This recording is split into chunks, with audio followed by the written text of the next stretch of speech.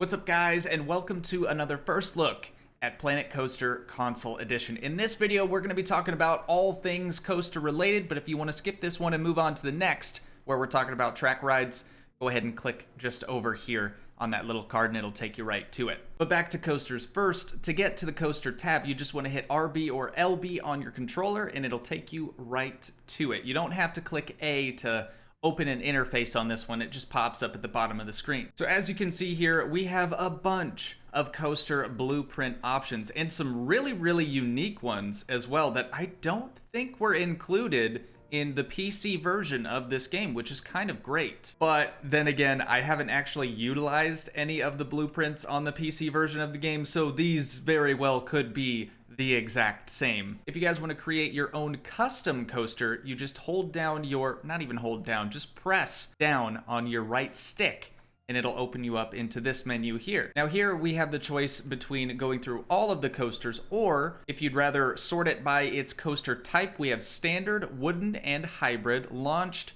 suspended, wing coasters, and special coasters. But before we get into creating a custom coaster, I do still want to see how we go about setting up a blueprint coaster. So again, in this menu, we have a couple of choices here. We could do suspended coasters, wing coasters, standard coasters, wooden and hybrid coasters, special coasters, and powered launch coasters. I'm gonna go ahead and skip out on filtering these. I'm just gonna choose a random one. This one here looks interesting. Mousy Antics. It looks very square. Honestly, I don't think I've seen this before. This looks kind of cool, especially for like a little kiddie ride type of thing. But you can see over to the right, we still do have our usual advanced move duplicate, all that good stuff that we know and love. However, we now have what's called the radial menu. So what you have to do in order to get into this menu is just hold the Y button, and that's going to open up this sort of radial. Now, radial menus are becoming very popular in most games. I think the first game that I ever saw use a radial menu was in Sea of Thieves, I'm pretty sure. Well, that's not true. Did Medieval Dynasty have a radial? It doesn't matter. It's totally beside the point, but they're very user-friendly, especially for these console games. So here, if we use the left stick, we can choose between advanced move, advanced rotate, move snap on, or toggle global snap, or we can just delete it altogether. Otherwise, if you're not familiar with radial menus or you just can't wrap your head around how to use them efficiently, you do still have the normal interface over here on the right. So here we can choose to turn angle snap on or off. If we turn it on, we can also set the angle or the degree of the angle that we want. Now what this is going to do, if we were to hold X, we can now use our left stick to rotate it at 45-degree angles. We can also raise it to the moon, basically. Now say you've gone too high and you want it lowered back down to the ground. Well, how do you go about doing that? You could manually try to lower it down until it just barely clips through the ground, or what you could do is just press left stick and it will reset the height so it's perfectly level on the ground. But let's just say you don't want to use the angle snap tool or anything of the sort. You can just hit RB or LB and it will rotate it 90 degrees around. Similarly, we have what's called the axis lock, which lets you basically move straight in all four directions. Now, if you want to use the advanced move tool, and I highly recommend you do if you want that perfect placement for each ride, for each piece of your building, whatever you're working on, this tool definitely allows for a lot more precise movement out of whatever you're trying to place down. So over here on the interface to the right, you can see we have an active axis currently. So if we use the D-pad and go right or left, we're going to be able to choose between what axis we want to move at that point in time. So currently we're on the X axis, which is just going to move us this way. If we hit over on the D-pad, that's going to put us on the Y axis, which is going to be our height, and that's going to move us this direction. And then if we click it over one more time, that's going to be our Z axis, and that will move us this direction. Now it is a little bit finicky, but this isn't Frontier's first time making a title from PC come over to console. They've had a lot of experience in trying to make those tools feel just as good on a console. A similar title to this would be Jurassic World Evolution. That was a PC game and they converted it into a console game. From what I understand, from what I've heard from other people who've played the game, I myself have not, It is very, very simple. Basically, the exact same game. And that's what I'm starting to get from just playing this even a little bit, is that it's completely identical. If not, it has some better features to it. Now we can move on to the advanced rotate tool. This one, again, very, very straightforward. We have the option to turn angle snap on or off. If we were to turn it off, we can now rotate this around freely using the left stick. Now it's important to remember, if you were previously moving something with angle snap turned off, say we put it at just a random angle like this, now we kick it back on. If we were to try to move this ride, it will never be straight again. The true 90 that it used to have will no longer exist. It will start to use the relative axis that you started when you were turning it with angle snap off. So since we have this sort of odd angle going on here, I want to talk a little bit about the axis setting right here. If we were to change this from relative to the ride, to now world axis, and go back into advanced move, you can see if we were to change our active axis to, let's say, the Z axis, it's now going to move at a perfect right angle and will not change the rotation of the ride. But if we pull it back to where we just came from, switch the axis back to relative to the ride, and go back into advanced move, still moving on that Z axis, it is now going to take us the same direction upwards. You can see it's kind of moving upwards now as the ride itself, depending on the rotation that you've adjusted it to. Does that kind of make sense? I'm really trying here, guys. I'm really trying. This is one of the most complex titles that I have ever looked at, and the fact that everything works so fluidly, it does become kind of difficult for me to explain how to use certain things. So I do hope you guys understand, and I hope this is informational enough, but not too boring to the point where you don't care. Now, with the settings out of the way, we can go ahead and just place this down wherever we feel like. Now, if the ride, this seems obvious, but if the ride is red in color, such as it is right now, you cannot place it down. So what's happening here is this part of the track is actually too close to the path. So all we have to do is move it out ever so slightly, and it'll let us place it down here. So we're gonna go ahead and drop that down with A, and every time you place a new coaster or build a new coaster, you have to run a test on it. So we're just gonna go right on the D-pad to the orange circle here. We can't jump to the green one, that would be open. Red is closed. So we're gonna go right in the middle, that's the testing phase. Now what this is gonna do is put our dummies in the cars here and start sending them around the track so we can test it out before we just let people ride on this random ride we just created. And now that the testing phase has completed, you can see we have a prestige of 203. Now, I did touch on this in the previous video covering park management, but what you want to do with that prestige number to get the best ticket price possible, what I like to do is divide by 35. The internet says it should be 37.6 or something along those lines, but that is assuming that you don't want a single person in your park to complain about high prices. That's why I've dialed it back a little bit to 35. And suddenly the prestige dropped to 202. So we're gonna take 202 divided by 35. Yes, I'm gonna use a calculator, you should too, to get a ticket price of $5.77. Now again, because this game is a console version, unless you have a keyboard plugged into your Xbox or your PlayStation, whatever you're playing on, you're not going to be able to manually key in certain ticket prices, or any price for that matter. But what we want to do is hit RB on the interface over here. It'll take us into the ticket price menu. Then if we select A on our ticket price, we're going to bump this up to $5.70. That's as close as we're going to be able to get this. We could bump it up to $5.80, but I think people will be happier with $5.70. With the ticket price now adjusted according to our prestige of the ride, we can now bump RB over to our testing tab. Now what this will show you is your excitement, your fear, and your nausea if you were to ride the ride. This is what your guests will experience while riding your coasters. This is also applicable to flat rides and track rides as well, but for the sake of this video, we're only focusing on coasters. So here you can see we have an excitement of 3.08, a fear of 3.03, and a nausea of 0.56. I believe the highest number you're able to obtain here is a 10.0 in any of these three categories, but keep in mind, you don't want your ride to be super scary. If you have a ride that has 10 fear, no one is going to ride it. They will not be interested in riding that ride. Similarly, if you have a nausea rating of 10.0, absolutely no one's going to want to ride that because they will vomit the moment they step foot on the coaster. Down here at the bottom, you can see this is our live data. So if we were to have a test running currently, we'd be able to see at what point in the rides people are super excited, super scared, or super nauseous. We can also see what speed they're traveling at, their lateral g-force, vertical g-force, forward g-force.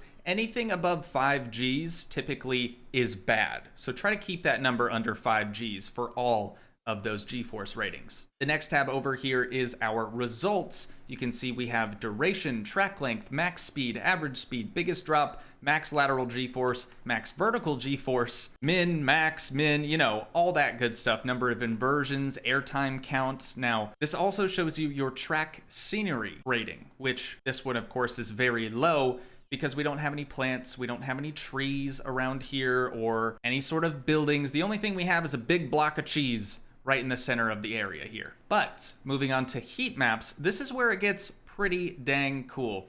You guys can see we'll start to get this sort of tubular heat map going over the coaster here. Now, what this does is really helps you see which areas of your track are gonna be problematic or which areas are the best performing out of your entire coaster. If you are making a custom coaster, I highly recommend you use heat maps during the testing phase, as you'll be able to see where your track needs improvement as well as where you need to dial it back just a tad. The next tab here is colors. This is my favorite tab. I don't know what it is, but I just like trying to come up with the coolest color configurations that I can think of, as well as on this tab, you'll be able to change the music here. You'll be able to move the entrance and the exit. You can edit trigger sequences. So say, for example, this dude bro right here, he's an animatronic. We could add him in as a trigger sequence in the ride so that when the coaster gets to this point, he will salute or whatever he does. And you can do that with a bunch of other stuff. I'm not going to get too in depth about trigger sequences and things because it's a little more complex. That should be its own video entirely. But the main purpose of this tab is, of course, to be able to change the track color, the car color, as well as the operator's colors right down here. You can change their shirt, their hat, their pants, their belt, whatever you want. The next tab here is the ride operations tab. This is where you get to choose between having a block sectioned, a standard, or a lapping coaster. I have tried many times to make a good block sectioned coaster, and I just can't do it. I just don't have the ability to be able to create such a thing. I have done a lapping coaster. Those are very straightforward. Basically, you have one run of a car, except when it comes back into the station, it just keeps going, and you can basically do laps around the track. Standard is exactly what you think. You do one full circle around the track, come back into the station, and that is your ride over.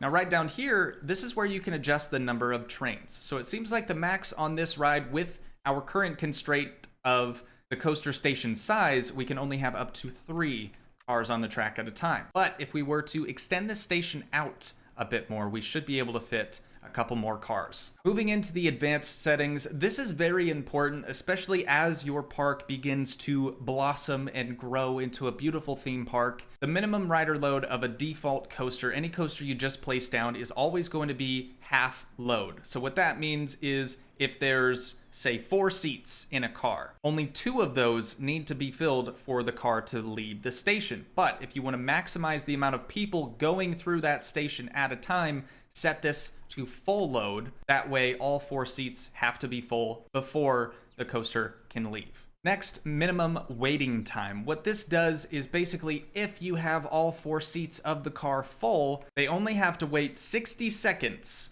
to be able to leave the station. You can adjust this, of course, or you can just turn it off entirely. And then you have the maximum waiting time, which would be the time that needs to elapse until your coaster is full. So this is the amount of time that it would take for the ride to fill up, if that makes sense. Moving on to minimum departure interval, this is going to be the amount of time that needs to pass before the next coaster can leave the station after the one that just went ahead of it. So this one's just default set to 3, that should be fine. Now if you turn on don't block the station, if a car is currently sitting in the station ready to be loaded up and another car comes just behind it, if you have this turned on, that car that's in front already at the station will leave without letting anyone on it to make sure that the next car can get full. Then we hit X to apply, Y to reset, or B to go back. Now add ride to a chain. This is very good if you want to do what's called dueling coasters or racing coasters, I guess. Basically what this will do is if you have 2 separate stations, both cars or both coasters will start at the same time. The next tab we have here in the interface is the maintenance tab. This is where you're going to be able to check the wear and tear or the condition of your coaster or of your rides. Here you can request a mechanic. Of course, we don't have a mechanic currently, but you can request a mechanic to come inspect the ride. You can also request them to refurbish it, which will sort of affect the ride's age, or I guess the ride's prestige, if you want to think of it that way. You can also change the inspection schedule, so every 30 minutes that elapse, a mechanic will come to this ride and make sure it's inspected and good to go. Typically, if a coaster's reliability rating is average, I like to set that for 30 minutes. Anything that's poor or below average, typically I do a little bit more than 30 minutes. And the last tab here, this is where you can go in to edit the coaster if you so choose. Since we are going to be working in the custom coaster tab here in just a moment, I'm not going to get too in depth with this one. You can also save the coaster as a blueprint. This is how you would upload it to the Frontier Workshop, so you can have it available for multiple people to be able to download and use in their own parks. Select coaster and sequence parts. That's going to be all of the sort of blueprint stuff that comes along with the coaster. And the last option here is build on station. Now this is a feature that is specific to the console edition. Now what this is going to do is allow you to build around the coaster station platform. So if you want a building around your station, this is the place where you can do that. You can also adjust the grid size, the grid height, anything to make your life just a little bit easier when building on top of the station. And lastly, work rosters. I will touch on this a bit more in a staff video that will be coming down the pipeline. But basically what this does is you have work rosters for specific workers. Say you have a mechanic roster or a janitor roster. What that does is allows you to select certain facilities, certain buildings, or certain coasters, add them into sort of a group selection, and if you were to put a janitor on that selection, they will go around to only those areas and avoid everything else. Something that seems like people don't really think about is that when a mechanic does come to inspect or repair a ride, they enter in on the exit path, wherever that may be. So what I like to do is put the exit path just in front of where the guests would exit the ride, and then I like to put the entrance path as far away from the entrance as I possibly can. For the sake of this one, I think I'm going to drop it down right in the center right there. And now we can move the exit so that it is totally in the center of where the guests exit the ride. That way it is a straight shot to the exit. These gates will close and the next lot of people be able to get on the ride. Now with that done, we can open up the path tool once again. I'm of course going to use the same wooden path that I always use. And we're going to drop down a little staircase right here and just bring out a path straight connecting right to our main path section here. Next, this is where we're going to want a queue path. Now I talked about queue paths a little bit in the path video. You guys will see later on down the line here. But what this is the only way for guests to enter in on your ride. So again, we're going to do a little staircase, drop it down to the ground, and we're just going to come straight out just until it wants to connect to the path. We're going to come all the way back and connect it up over here. What you want to make sure you do with your coaster queues especially, normally coasters are sort of the hottest ride in the park, right? So the lines are going to be fairly long. The longer you make the queue, the more likely people are going to be to queue for that ride. If you were to have the line all the way out to this point right here at the entrance, no one's going to want to wait in that line. Whereas if you have a much longer queue and the line's only out to about here, guests are gonna see that the line's shorter than it actually is. But now with the queue and the exit paths complete, we can go back in and retest this ride once again. And then hopefully we'll actually get some visitors. Everyone that's come to the front gate so far, yes, park entry is free, has just turned around and left because there's nothing here for them. And with the testing phase complete, once again, we can officially open this ride up. And now we actually have our first group of guests making their way in, since we actually have something for them to use here. But let's move right along here to custom coasters. Just for the sake of this video, I'm going to be using the boa coaster. What I want to do here is actually make it fairly high off of the ground. We're going to use our angle snap tool and rotate this coaster at a 45-degree angle. And I want to get it to line up just in between these two paths. I think right there looks pretty good. And what I like to do when building a custom coaster is before I even go about